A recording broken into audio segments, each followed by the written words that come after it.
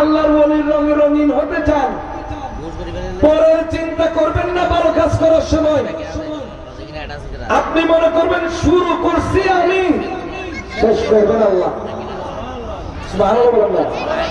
নৌকাতে উঠেছেন, পাল তুলেছেন, ঘুরে বেড়াবেন আল্লাহ, আল্লাহ তোমার নামে উঠে গেলাম, ঘর থেকে বের হলাম তোমার নামে।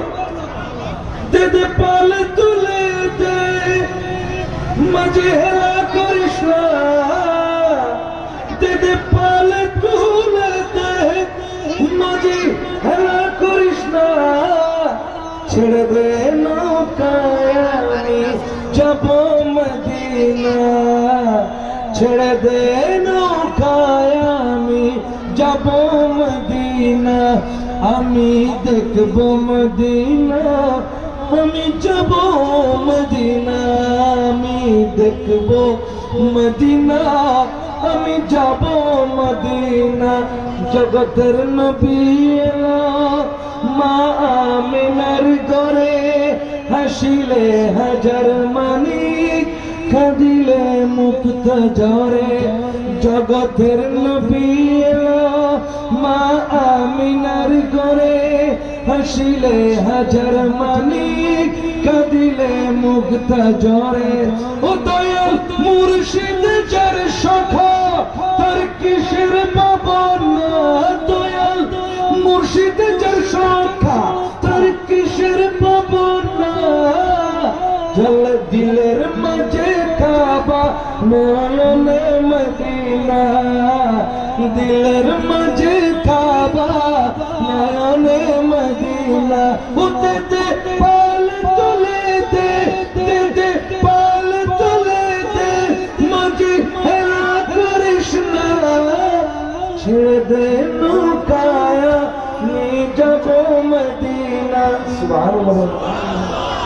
আল্লাহর ওলি বললেন, ওই আল্লাহর নেককার বান্দা আল্লাহর উপর ভরসা ছিল প্রচন্ড।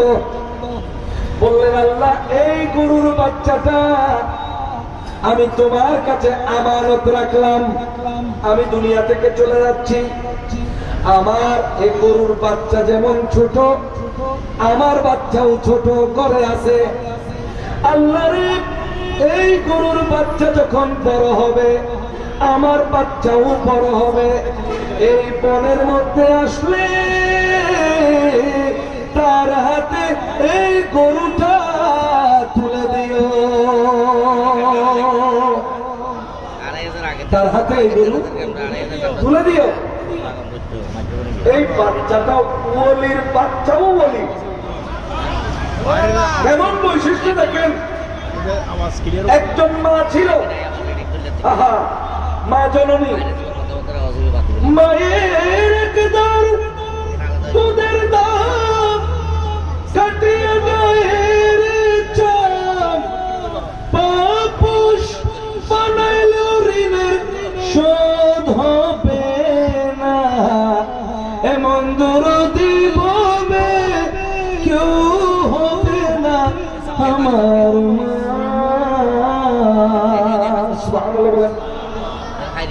এই সন্তানটা মায়ের খাবার দাবার জোগাড় করার জন্য ছোট্ট এই বাচ্চাটা ছোট কাল থেকে বনের মধ্যে চলে যেত, বনের কাঠ কাটত নিজে কষ্ট করে, এই কাঠগুলো জোগাড় করে পিঠের উপর নিয়ে বাজারের মধ্যে বিক্রি করত, বিক্রি করে যা পাইতো সেটাকে 3 ভাগ করত। কয় ভাগ? 3 ভাগ। 1 ভাগ প্রথমে ফকির মিসকিনকে দিয়ে দিত, আর 1 ভাগ মায়ের হাতে জমা দিত, আর 1 ভাগ নিজের কাছে রাখত। দিনের বেলা পরিশ্রম করার পরে রাতকেও সে 3 ভাগ করত। প্রথম 1 ভাগ মায়ের খেদমত করত, রাতের 3 ভাগের 1 ভাগে প্রথম ভাগ মায়ের খেদমত করত, দ্বিতীয় ভাগে আল্লাহর ইবাদত করত, তৃতীয় ভাগে কিছুটা ঘুমাইতো, ফজরের নামাজে আবার উঠে যেত। তাহলে নিজের কামাইকেও করছে কয় ভাগ? 3 ভাগের মধ্যে 1 ভাগ মায়ের। নিজের রাতকেও করছে কয় ভাগ? 3 ভাগ, তার মধ্যে 1 ভাগ কি মায়ের। কিন্তু আমার বর্তমান যুগে আমরা মায়ের কোন খবর রাখি না।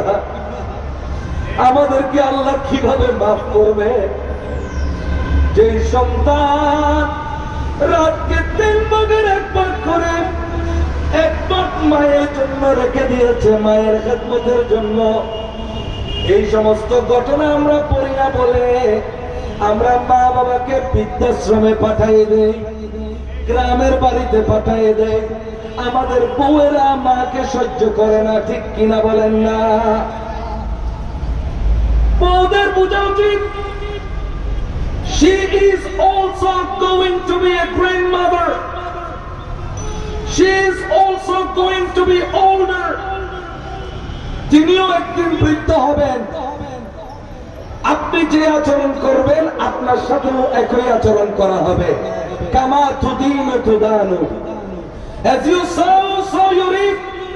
তুমি যেভাবে আচরণ করবে তোমার সাথেও সেই রকম আচরণ করা হবে, ঠিক কিনা?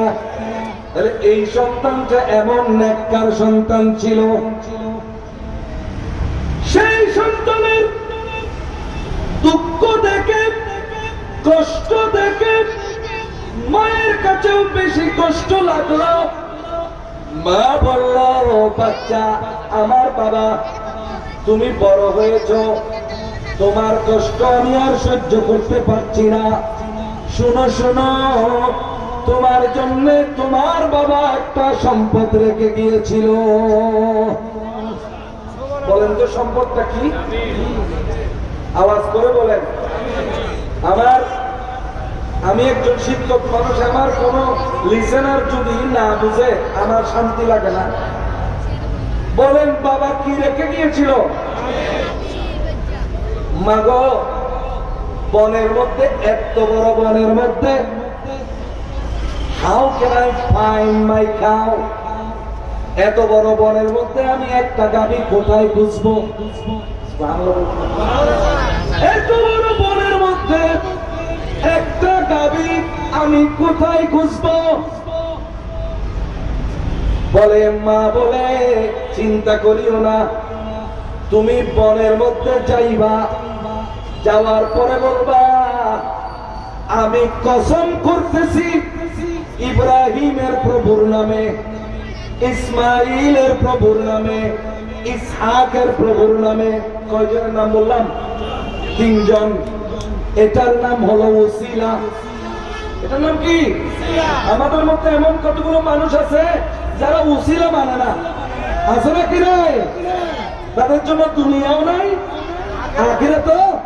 আরে জান্নাতে যাওয়ার ওসিলা তো আমার নবী, ঠিক কিনা? আমাকে জান্নাতে কে নিবেন? আমার নবী নিবেন, ঠিক কিনা বলেন না? আমার নবীর শাফাআত ছাড়া আমরা জান্নাতে যাওয়া অসম্ভব, ঠিক কিনা বলেন? এই জন্য আল্লাহর ওলিদের উসিলা দিতে হয়, নবীদের উসিলা দিতে হয়। তুমি বনের মধ্যে গিয়ে বলবা, কি বলবা? ও ইব্রাহিম ইসলামের প্রভুর শপথ করতেছি, কসম করতেছি, ইসমাইলের প্রভুর কসম দিচ্ছি, ইসহাকের প্রভুর কসম দিচ্ছি, তুমি গরু বনের যেখানেই থাকো না কেন আমার কাছে এসে ধরা দাও। তাহলে কয়জন নবীর নাম বললো? 3 জন। বলার সাথে সাথে গাভী দৌড়তে দৌড়তে তার গায়ের সাথে লেগে গেল। গায়ের সাথে লাগার পরে ওই ছেলে গাভীর গর্দনে, গাড়ের মধ্যে ধরেছে। কিসে ধরেছে? গাড়ের মধ্যে ধরেছে। ধরার পরে গাভী হঠাৎ করে মানুষের মতো কথা বলল। তাফসীরে কুরতুবী, তাফসীরে ইবনে কাসীর, তাফসীরে তাবারী, তাফসীরে বাগাবী, 4টা কিতাবের নাম বললাম।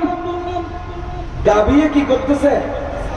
সূরা বাকারার গাভী আমাদের গরুর মতো হাম্বা হাম্বা করতো না, ডাইরেক্ট কথা বলতো। এই যুবক, যুবক রে, মা ভক্ত যুবক, আল্লাহর ইবাদতকারী যুবক, তুমি আমার পিঠে চড়ো, তুমি আমার তোমাকে আমি পিঠে চড়াতে চাচ্ছি। আমি হইলে আমি তো বড় আল্লাহর ওলি হয়ে গেছি, পিঠের উপর উঠি। কিন্তু ওই যুবক উঠে নাই। সে বলছে না, আমি পিঠে উঠবো না। কেন? কারণ আমার মা বলেছেন কার ধরে নিয়ে যেতে, পিঠে চড়তে বলে নাই। এই জন্য মা এখানে না থাকলেও, মা দূরে থাকলেও, মায়ের আদেশ আমার কলবের মধ্যে আছে। হযরতে মনসুর আলী শাহ আজকে 176তম বর্ষ, কিন্তু তিনি ওসিয়ত করে গেছেন তার বংশ পরম্পরা, তার কথা এখনো আওলাদদের মধ্যে জিন্দা আছে। কারণ সত্যিকারের আল্লাহর বান্দারা অসম্মান করে না, অবজ্ঞা করে না, আদেশ মেনে চলে। মা যতই দূরে থাক না কেন, আমার মা তোমার পিঠের উপর চড়তে বলে নাই। কি করতে বলেছে? ঘাট ধরে নিয়ে যেতে বলেছে। নিতে নিতে মায়ের কাছে নিয়ে গেল। এটা স্বর্ণ রঙের, সোনালী রঙের গরু ছিল। সূরা বাকারার গাভীটার রং ছিল কি? স্বর্ণের রং। দেখেছেন কোনদিন? দেখেন নাই? আমাদের গরু হয় কালো, লাল। লাল গরু দিলে দেখলে আমরা ফাল মারি। কিন্তু হযরতে ওই ছেলের, যুবকের গরুটা ছিল স্বর্ণের রং। জোরে বলুন সুবহানাল্লাহ। আসল কথা এখনো বলি নাই, কাহিনী বলা আমার উদ্দেশ্য নয়। মায়ের কাছে নিয়ে গেল, এখান থেকে শিক্ষা গ্রহণ করেন। মা জননী বললেন, সন্তান, এই গাভী বাজারে বিক্রি